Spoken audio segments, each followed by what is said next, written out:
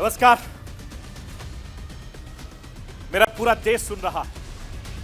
राष्ट्र की आवाज 140 करोड़ लोगों की एक ही आवाज। आपके साथ मैं हूं सरफराज। मैं सरफराज सैफी आपको बताना चाहता हूं 31 अगस्त 1 सितंबर 2 दिनों की सबसे बड़ी खबर विपक्ष की मुंबई वाली बैठक होती, लेकिन अचानक से हिंदुस्तान का सियासी माहौल पूरी तरीके से बदल गया। जैसे ही मोदी सरकार ने संसद के विशेष सत्र का ऐलान किया, मुंबई बैठक की जगह अलग अलग मुद्दों पर पूरे हिंदुस्तान में बहस होने लगी। पूरे हिंदुस्तान में एक देश एक चुनाव को लेकर बहस छिड़ गई। एक देश एक चुनाव वाली बहस में विपक्ष पूरी तरीके से उलझ गया। विपक्ष की मुंबई की बैठक में भी वन नेशन वन इलेक्शन का मुद्दा पूरी तरीके से हावी हो गया। इसके साथ ही एक देश एक कानून यानी यूसीसी पर बात हो रही है। महिला आरक्षण को लेकर कोई बड़ा दांव मोदी सरकार चल सकती है। एन मौके पर संसद के विशेष सत्र का ऐलान कैसे मोदी सरकार का मास्टर स्ट्रोक माना जा रहा है, आज आपको राष्ट्र की आवाज के जरिए बताऊंगा, समझाऊंगा। वन नेशन वन इलेक्शन की चुनौती बड़ी है। 2 फेज में पूरे हिंदुस्तान में चुनाव करवाने के लिए राज्यों में विधानसभा के कार्यकाल को बढ़ाना घटाना होगा। लोकसभा चुनाव के आगे पीछे होने वाले राज्यों के चुनाव को एक साथ, बाकी के राज्यों के चुनाव को एक साथ करवाना आसान काम नहीं और बिना संविधान संशोधन के, बिना किसी बड़ी तैयारी के यह मुमकिन नहीं है। इसी के साथ एक देश एक चुनाव के नफा नुकसान पर भी इस वक्त पूरे हिंदुस्तान में बात हो रही है।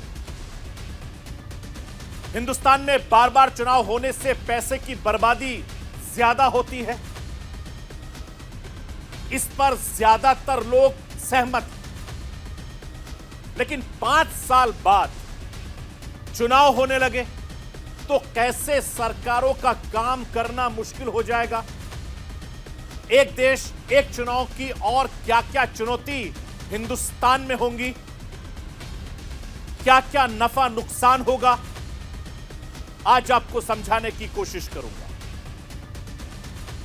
इंडिया गठबंधन की तीसरी सबसे अहम बैठक मुंबई में हुई। 2 दिवसीय बैठक में तमाम मुद्दों पर बातचीत हुई। 2024 के लोकसभा चुनाव में एनडीए को उखाड़ फेंकने की रणनीति पर काफी ज्यादा काम हुआ। विपक्षी दलों ने जल्द से जल्द एकजुट होकर एक साथ मिलकर चुनाव लड़ने का संकल्प दोहराया। मुंबई की बैठक में इंडिया गठबंधन ने कोऑर्डिनेशन कमेटी के लिए बाकायदा 13 सदस्यों का नाम फाइनल कर दिया। इसके साथ ही campaign committee, social media team, research committee का गठन का भी फैसला लिया गया और कमेटी के गठन में किन किन बातों का ध्यान रखा गया, राज्यों में सीट शेयरिंग को लेकर भी क्या बातचीत हुई थी, आज आपको राष्ट्र की आवाज के जरिए बताऊंगा। मैं अपने हिंदुस्तान के कोने कोने की आवाज को दिल्ली तक पहुंचाता हूं। दिल्ली की आवाज को देश दुनिया के कोने कोने तक पहुंचाता हूं। नेताओं की आवाज को मैं आम लोगों तक पहुंचाता हूं। आम लोगों की आवाज को मैं अपने देश के हुक्मरानों तक पहुंचाता हूं। आपकी आवाज से मिलती है मेरी आवाज और बन जाती है राष्ट्र की आवाज।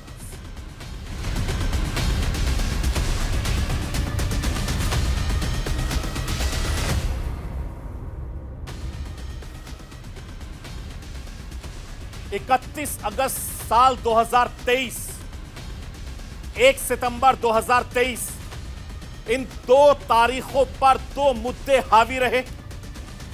पहला मुद्दा विपक्षी गठबंधन इंडिया की बैठक और दूसरा सबसे बड़ा मुद्दा वन नेशन वन इलेक्शन का प्लान। इन दो मुद्दों के आगे कौन सा मुद्दा रहा?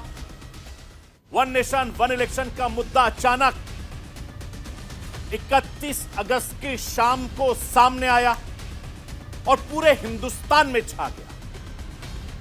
इसे मोदी सरकार का मास्टर स्ट्रोक माना जा रहा है। मैं आपको यह बताना चाहता हूं कि विपक्ष की सबसे बड़ी बैठक भी इस उलझन में उलझकर रह गई। मुंबई में इंडिया गठबंधन की बैठक का मुद्दा पीछे हो गया। पूरे देश में हर जगह हर किसी की जुबान पर बस एक ही मुद्दा था, वन नेशन वन इलेक्शन की बात हो रही। जैसे ही मोदी सरकार की तरफ से संसद के विशेष सत्र की तारीखों का ऐलान हुआ, मोदी सरकार की सियासी फिजा पूरी तरीके से बदल गई। सरकार संसद का विशेष सत्र क्यों बुला रही? मोदी सरकार क्या कुछ बड़ा करने जा रही? कई ऐसे मुद्दे इस वक्त हिंदुस्तान के हर शख्स की जुबान पर है। 5 दिन का विशेष सत्र, 4 संभावनाओं पर बहस तेज हो गई और सबसे ज्यादा वन नेशन वन इलेक्शन का मुद्दा इस वक्त ट्रेंड कर रहा है, सबकी जुबान पर छाया हुआ।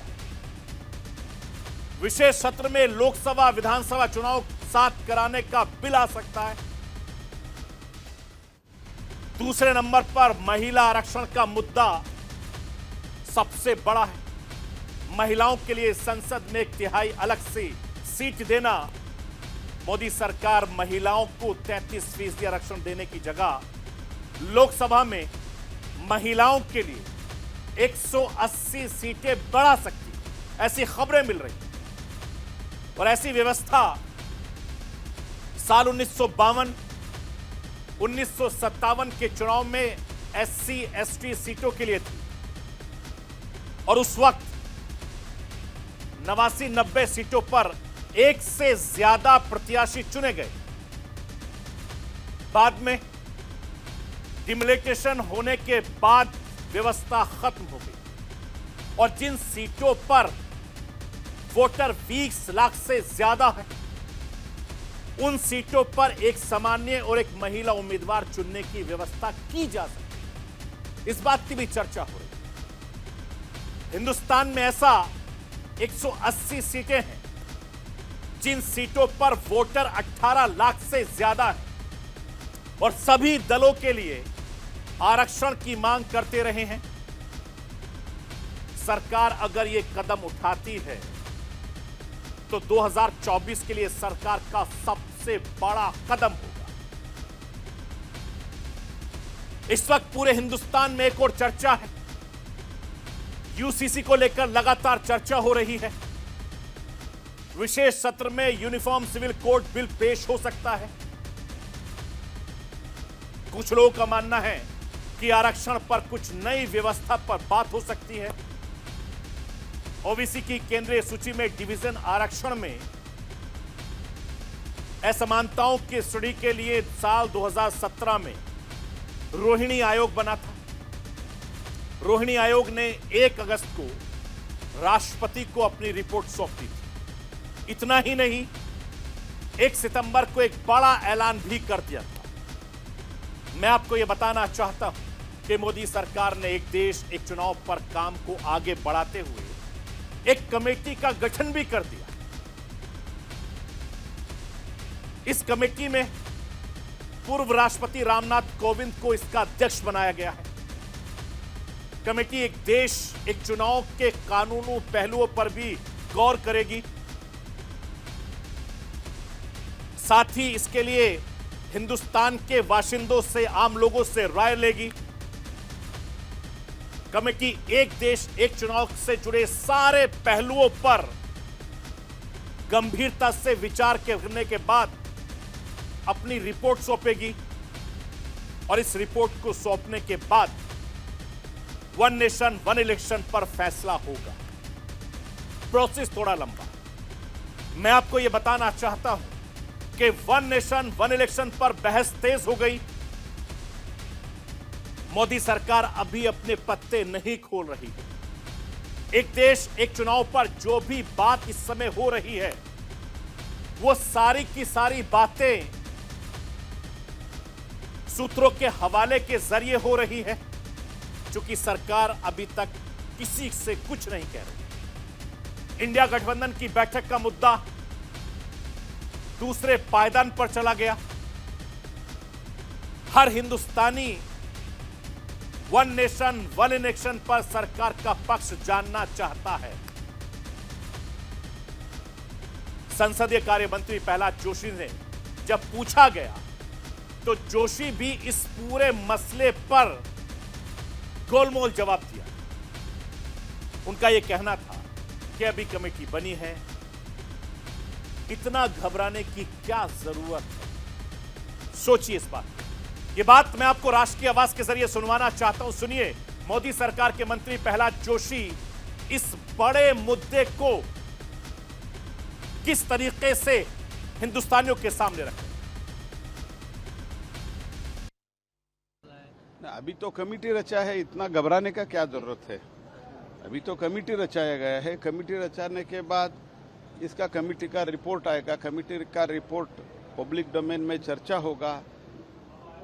अगर पार्लियामेंट में जब आता है, पार्लियामेंट में चर्चा होगा। पार्लियामेंट प्रबुद्ध है, भारत देश का प्रजाप्रभुत्व एकदम मैच्योर्ड है, प्रबुद्ध प्रजाप्रभुत्व है, उसमें चर्चा होगा। इतना घबराने का क्या बात है। हम देश दुनिया के बहुत बड़ा प्रजाप्रभुत्व, we are the largest democracy of the world. मैं आपको यह बताना चाहता हूं कि विपक्षी दलों की 2 दिवसीय बैठक देश की आर्थिक राजधानी मुंबई में हुई।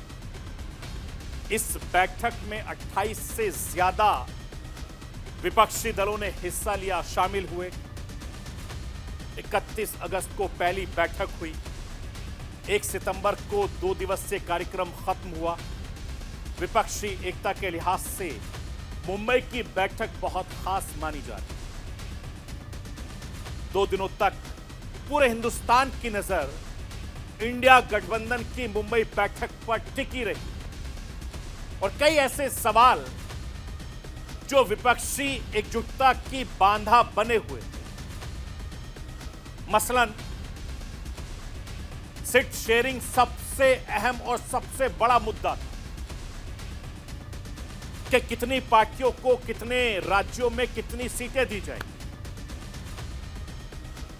इंडिया गठबंधन के संयोजक को लेकर भी कई सवाल, कई दावेदार पर बात होती रही। मुंबई की बैठक में तमाम मुद्दों पर बातचीत हुई। विपक्षी दलों ने इस साल 2024 के लोकसभा चुनाव में एनडीए को उखाड़ फेंकने की रणनीति पर विचार किया। चुनावी तैयारियों को और ज्यादा तेज करने पर जोर दिया गया। विपक्षी दलों में जल्द से जल्द एक साथ मिलकर एक साथ काम करने की बात कही। मैं आपको यह बताना चाहता हूं कि मुंबई की बैठक में इंडिया गठबंधन की coordination committee, campaign committee, working group of social media, working group of research committee का गठन करने का फैसला किया, जिसमें सभी पार्टियों के सदस्यों को शामिल किया। कोऑर्डिनेशन कमेटी में 13 सदस्य होंगे।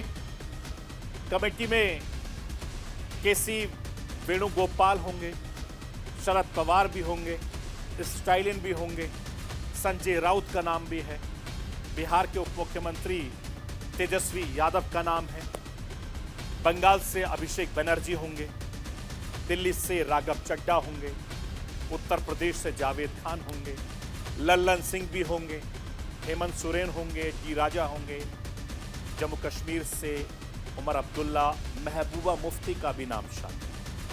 ये तमाम कमेटी में शामिल लोग हैं। इंडिया गठबंधन अलग अलग भाषाओं में जुड़ेगा भारत, जीतेगा भारत थीम पर चुनाव में उतरेगा। राज्यों में सीट बंटवारे की व्यवस्था जल्द शुरू की जाएगी। अलग अलग राज्यों में पार्टियों के दबदबों के हिसाब से सीटों का नंबर भी तय किया जाएगा, यानी किस पार्टी को कितने सीटें देनी होंगी।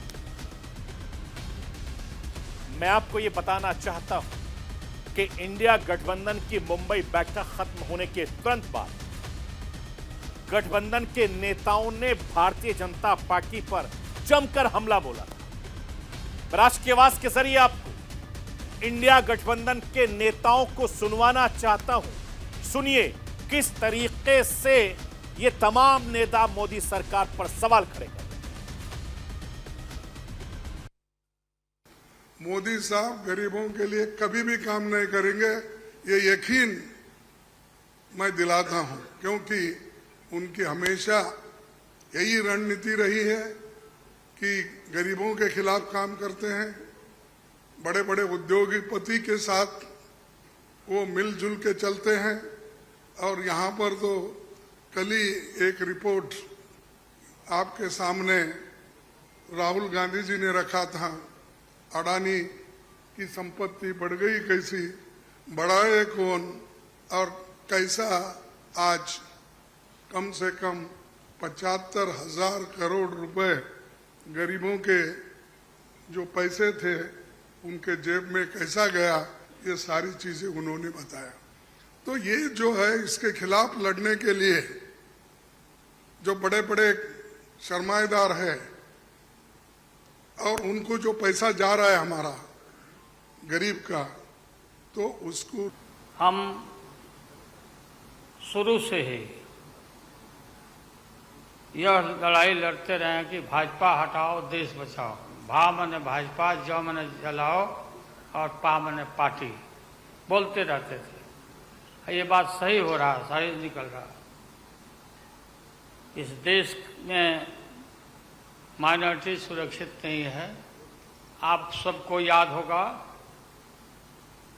कि कितना झूठ बोल करके, कितना अफवाह फैला करके इस सत्ता में लोग आए थे। मेरा भी नाम उस समय और देश के नेताओं का नाम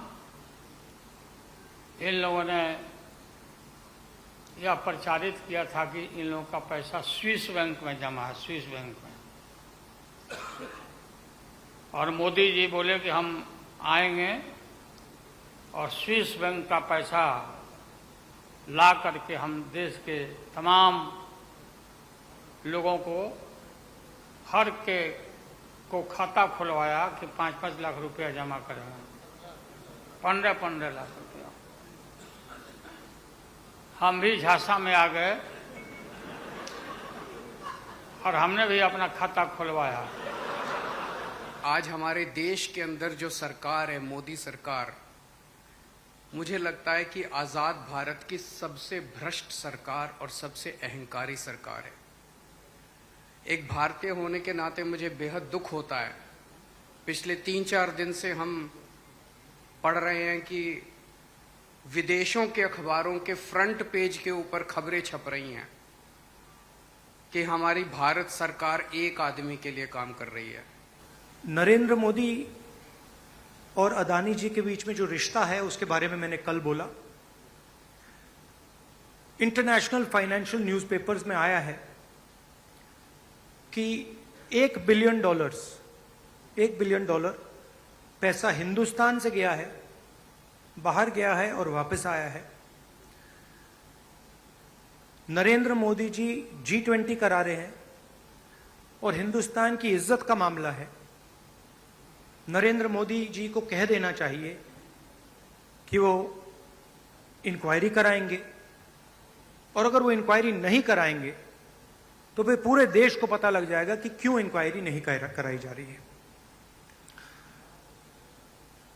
स्टेज पे जो नेता हैं, जो पार्टीज हैं, वो हिंदुस्तान के 60% लोगों को रिप्रेजेंट करती हैं, और अगर हम एक साथ मिलके चुनाव लड़ेंगे तो बीजेपी चुनाव जीत ही नहीं सकती है। मैं आपको यह बताना चाहता हूं हिंदुस्तान फुल चुनावी मोड में आ चुका है। 2023 की आखिर में होने वाले विधानसभा चुनाव, साल 2024 में होने वाले लोकसभा चुनाव को लेकर इस वक्त चुनावी घमासान बहुत तेज हो चुका है। विपक्ष अपनी तैयारियों में लगातार जुटा हुआ है। इंडिया गठबंधन के तौर पर विपक्ष अपनी चुनावी रणनीति को धार देने में लगातार जुटे हैं। सत्ता पक्ष ने भी अपनी चुनावी तैयारियां और ज्यादा तेज कर दी। विधानसभा चुनाव के लिए प्रचार बहुत तेज हो रहा है। लोकसभा चुनाव के लिए अभी से सियासी बिसात बिछने लगी है और इन सब के बीच अचानक से एक देश एक चुनाव की एंट्री हो गई। प्रधानमंत्री नरेंद्र मोदी लोकसभा विधानसभा चुनाव को एक साथ कराने की वकालत मजबूती से करते रहे हैं और यही वजह है कि संसद के विशेष सत्र के ऐलान से हिंदुस्तान में सियासी पार्टियों में इस वक्त माहौल और ज्यादा गर्मा गया। एक देश एक चुनाव पर बहस तेज हो गई। हिंदुस्तान के आजाद होने के बाद करीब 25-30 सालों तक लोकसभा विधानसभा के चुनाव एक साथ कराए जाते थे, लेकिन बाद में यह सिस्टम बिगड़ गया। विधानसभा लोकसभा चुनाव अलग अलग होने लगे। पहले भी सभी चुनाव को एक साथ करवाने पर विचार होता रहा, लेकिन कुछ सालों में लोकसभा और राज्यों के विधानसभा चुनाव पर गंभीरता से विचार किया जा रहा है। लेकिन मोदी सरकार ने अचानक से कमेटी का गठन कर दिया। तस्वीर साफ है कि एक देश एक चुनाव पर किसी वक्त बड़ा फैसला आ सकता है और मैं आपको यह बताना चाहता हूं कि एक देश एक चुनाव पर बहस तेज हो चुकी है। एक देश एक चुनाव को लेकर सत्ता पक्ष विपक्ष के बीच चुनाव से पहले खींचतान शुरू हो गई है। हर किसी पार्टी ने अपने अपने तरीके से अपने अपने सियासी नफा नुकसान के फैसले करने लगे हैं। मैं राष्ट्र की आवाज के जरिए आपको उत्तर प्रदेश के मुख्यमंत्री योगी आदित्यनाथ को सुनवाना चाहता हूं। योगी आदित्यनाथ क्या कह रहे हैं, सुनिए। वन नेशन वन इलेक्शन ये आज की आवश्यकता है और ये इसलिए भी महत्वपूर्ण है क्योंकि मैं उत्तर प्रदेश जैसे राज्य की दृष्टि से भी देखता हूं, बार बार इलेक्शन विकास के कार्यों में बाधा पैदा करती है, क्योंकि इलेक्शन की एक प्रक्रिया को कम से कम 1.5 महीने का समय लगता है और 1.5 महीने का यह कार्यकाल विकास की सभी प्रक्रिया को या नए नीतिगत निर्णय लेने में, विकास की प्रक्रिया को तेजी से आगे बढ़ाने में कहीं न कहीं बाधक हो जाती है। इसके लिए आवश्यक है कि लोकसभा, विधानसभा और अन्य सभी प्रकार के इलेक्शन को एक साथ हम आयोजित करें। एक बेहतरीन माननीय प्रधानमंत्री नरेंद्र मोदी जी की हमेशा देश को विकास की ओर ले जाने की सोच है। एक भारत श्रेष्ठ भारत की सोच है। दुनिया का नेतृत्व भारत करे, दुनिया का अग्रणी देश भारत बने, उस दिशा में उन्होंने जो वन नेशन वन इलेक्शन जो अवधारणा है, निश्चित रूप से ये देश को अग्रसर करने वाली है, उन्नति की ओर ले जाने वाली है। और इसके लिए आज जो आयोग बनाने का निर्णय हुआ है और श्री रामनाथ कोविंद जी जैसे व्यक्ति जिनका इतना लंबा अनुभव रहा है, देश के राष्ट्रपति रहे हैं, तो निश्चित रूप से बहुत ही उनका इस पद को स्वीकार करना, इस दायित्व को लेना। तो ये थी राष्ट्र की आवाज। बाकी खबरों के लिए आप बने रहिए न्यूज़ इंडिया के साथ। सोमवार रात 9 बजे फिर होगी मुलाकात।